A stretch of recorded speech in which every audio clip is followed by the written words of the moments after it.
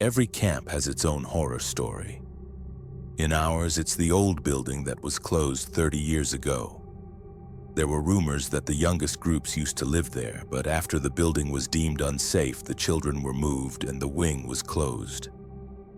Some swore they saw silhouettes in the windows. Others talked about toys still lying on the beds and a diary that still has new entries. The legend passed from group to group, becoming more and more strange and scary.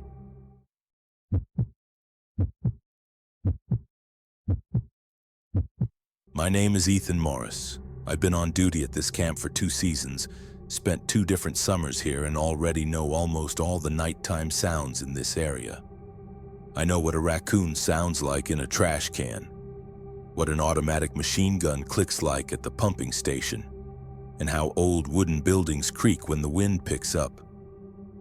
I know how often children hear things that aren't there. I knew, until last night. The old building stretched along the grove like a dark, compressed shadow, low, long, with faded lettering on the pediment from which only the first 2 letters of the camp's name could be made out. The windows were boarded up with plywood, in places oozing with resinous streaks. A chain with a lock dangled from the door, and above it was an old striped "Do Not Enter" tape, faded from the sun. During the day, it was easy for me to believe the fungus theory. At night, no. At first, I convinced myself that the laughter was coming from the lake. It was full of kids who were experiencing freedom for the first time in their lives, sitting on the pier longer than they were supposed to, discussing their idols, talking and laughing so loudly that it could be heard far and wide. But as the nights dragged on, it became clearer that the sound was coming from here, from the closed wing. It was short, abrupt, often nervous, as if someone was covering their mouth with their hand so as not to laugh too loudly. That night, I couldn't take it anymore. I handed the keys to the night supervisor, checked the bedrooms of the younger groups, turned off the sprinkler system, and took my mag light, a heavy flashlight that can be used as a sledgehammer. Before going out to the old building, I went into the guardhouse and took the emergency kit from the previous caretaker out of the box. A flat-slotted screwdriver, 2 nail pullers, and a rusty bunch of useless keys. I wasn't going to break the lock. I just wanted to make sure it was really empty, and laughter is the way my fatigue trembles in the night. The grove smelled of heated bark. The air was sticky like the film on a cup of tea. I walked, counting my steps, and at some point realized that this habit of counting was more calming than any safety rule. 37, 38. I stopped at the porch. The chain on the door hung so that the lower ring easily reached the bracket. I crouched down, shone my light on it, and saw a fresh mark on the metal, as if something hard had recently been pried into it. The screwdriver fit into the keyhole as if it had found an old friend. I tried to press down. The lock jerked, clanked, and sprang back.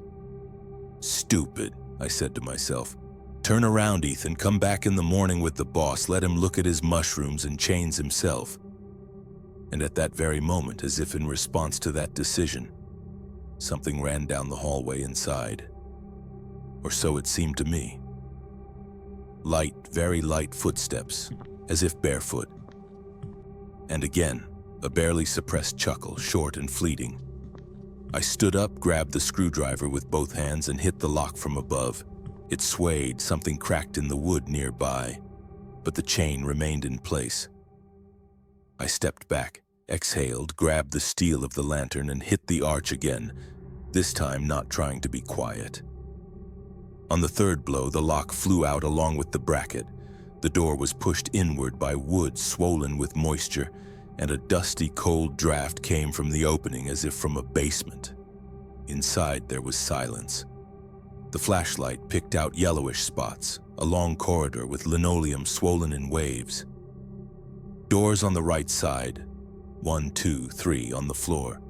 A thin jump rope scattered about, a wooden pyramid without tops, a plastic soldier with a broken arm. The smell was dry, with a sticky note of rotten fabric and also a sweetish note. like very old powder that is no longer used. I grimaced. I walked slowly. The flashlight floated along the walls, and the reflections of the old varnish flashed with black gaps of windows covered with plywood. Sometimes the lantern caught my footprints in the dust, dark ovals of soles clear as prints, and next to them, smaller, almost weightless traces left not completely but as if printed by the edges of my feet. I stopped and bent down. The footprints led forward to the third door on the right. The sign above the door still read, Room 3. I pushed it open. Inside was an oblong hall with 2 rows of iron beds, thin with mesh, mattresses directly on springs.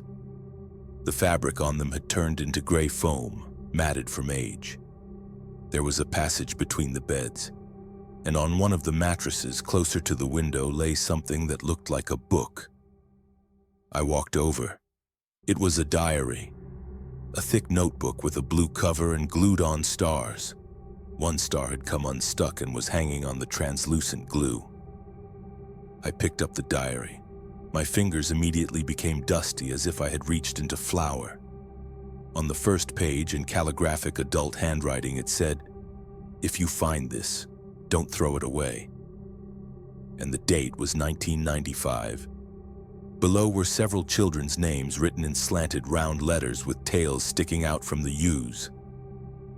I smiled involuntarily. This type of writing with widely spaced vowels and comments in the margins. Rachel lies. I'm the best at the rope. Miss Carol is angry. The entries went on day after day. Rain, competitions, scary stories around the campfire, someone's breakdown in class. At some point, the diary became less of a shared thing and more of a personal thing. The handwriting became smoother. I replaced we. I didn't sleep last night. I heard someone running in the hallway. No one believes me. Today they closed our wing. They said it was mold. We moved. At night you can hear someone laughing. I'm scared. I turned the pages and felt a quiet, gentle emptiness rising from my stomach as if I were rolling headfirst down a soft hill. Probably because it sounded more alive than 30-year-old notes should sound. I reached the end of the notebook, the last pages. The date on the penultimate page was exactly 30 years ago. We left. I'm leaving my diary here. Maybe I'll come back later.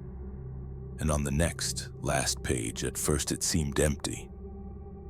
I was about to close it when the flashlight slipped a little lower and I saw the bottom line written in a child's hand. The date. Today's date. I reread the date several times. It stuck in my mind, not because I couldn't believe it, but because I didn't understand how. I stood there for a second, holding the notebook carefully so as not to smudge it. Then I raised the flashlight higher and read the lines below the date. We're playing hide and seek. They've gone to bed. Someone's coming. He's trying to open the door. He's already here. I froze. Anyone could have written this. Anyone who got here before me. Anyone who saw the beam of light between the boards. Anyone who knew that I walk around the buildings at night. I suddenly saw very clearly how it looked from the outside. An adult with a heavy flashlight standing over strangers' beds with a child's notebook in his hands. I put the diary back and stopped breathing, listening. Something creaked briefly in the hallway, as if the mesh of another bed had taken on a momentary weight and then immediately released it. I went out into the hallway. It was slightly cooler there than in the room. I turned off the flashlight for a second. The darkness became thick, like fabric. In this thick darkness, I heard the faintest sound. A small ball rolling across the linoleum. Click! It hit the wall. I turned on the flashlight and managed to see a tiny glass ball. Either a bead from a bracelet or a ball for a board game. It rolled away from the wall after hitting it and came to rest 2 steps away from me. A shiver ran through my whole body. I stepped forward, shining my flashlight ahead of me. Where the corridor turned, there was a bulletin board on the wall. Under the plastic covered in dust were sheets of paper swollen from moisture. Old schedules, duty rosters, evacuation plans. Someone had traced a word in the dust on the glass with their finger. I knew how to read such marks. Usually children write names, sometimes hello. Here it said, "Don't leave." Two thoughts came to me, both equally sharp. First, someone is in the building. Second, that someone knows that I will come here today. The hairs on the back of my neck stood up as if from static electricity. I took a breath, slowly so as not to listen to my own noise. And then I noticed something I hadn't heard before. A faint, repetitive squeak, very weak, as if it were mechanical. Like a toy sensor, like a cheap timer. The signal was coming from somewhere under the board, from behind a piece of plywood nailed to the wall. I pulled on the edge of the plywood.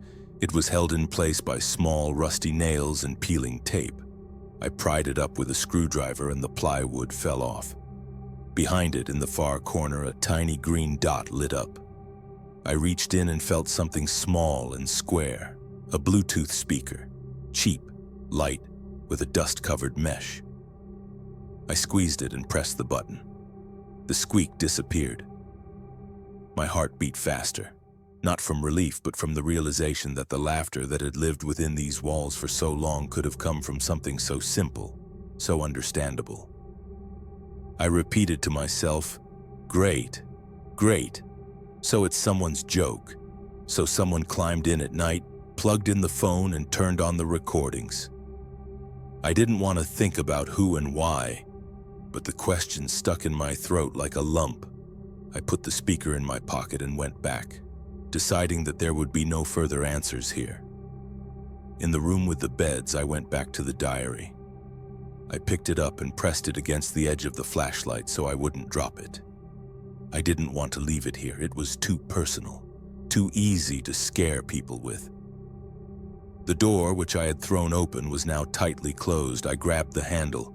The wood was wedged against the threshold and wouldn't budge. Outside, pine needles crunched. I already knew that sound, someone walking on pine needles. I pressed the flashlight harder. In the darkness outside the door on the porch, two light ovals appeared, as if the rays of another lantern had touched the cracked paint. I didn't move. The ovals shifted and disappeared. I jerked the door, honestly, foolishly, as if force could solve something with the difference in humidity and temperature. It gave way with a jerk, and cool air hit my face. No one was outside. The path to the grove was empty. On the ground were my footprints and another pair next to them. Small, awkward, partially blurred, as if someone in thin socks had stepped where I had. A chill ran down my spine, not because of the footprint, but because I realized that someone had been standing close enough all this time and might have been watching me. I went back. In the guardhouse, I sat down and put my diary on the table. My hands were shaking slightly, as if I had been holding a heavy box for a long time. I opened the last page again. The same date, the same first lines. I turned another page and saw another fresh phrase at the bottom, pressed against the very edge where the paper was rougher. "He's gone. Maybe he'll be back tomorrow." And there was no miracle here. I thought that someone from among us who lived in this camp and knew the schedules could have arranged all this. Someone who wanted the old building to become a horror story again. Maybe the teenagers from the older group. Maybe the local kids who climb over the fence every summer. Maybe someone from the staff. The list is endless. In the morning, I gave the diary to the director and showed him the column. He was silent for a long time, then said, without looking at me, "I'll take it to the police station." The fire department promised to come and inspect the old wing during the week, either for mold or for technical reasons. Replace the tape with a new one. Hang a normal, heavy lock. That evening I left, locked the door, and took the diary with me. I thought it was all over, the secret revealed. But a few nights later, the laughter returned. One morning I opened the notebook. On the last page, there was already a new line with a new date and the words, "Come again today." I had the key all this time and the speaker was with the director. So there is someone in the old building after all? Or something, or someone's game has gone too far.